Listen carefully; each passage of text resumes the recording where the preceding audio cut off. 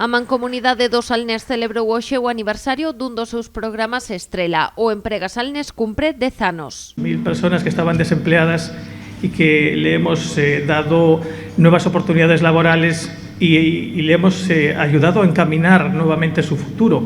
Funcionar como una especie de universidad laboral con un enfoque tremendamente práctico y con una oferta formativa anualmente de en torno a una treintena de cursos que combinan una formación totalmente innovadora y una formación vinculada tamén con sectores tradicionales. A iniciativa naceu en plena crise económica, superou os momentos de recesión e o mazazo que a pandemia supuxo para o mercado laboral, conseguindo importantes éxitos en contextos complicados.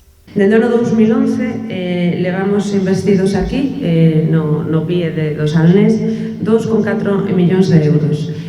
Se levan feito 270 accións formativas, se llevan mellorado a situación laboral de preto de 1000 persoas da contorna, ofertando prácticas non laborais en máis de 700 empresas. Neste Emprega Salnés, a iniciativa pública e privada van da man. A Xunta financia o programa que xestiona a Mancomunidade. Hoxe o ente comarcal celebrou o segundo encontro empresarial para agradecer ás empresas o seu apoio. O ano pasado colocamos a 96 persoas de 100 e os datos foron excepcionais.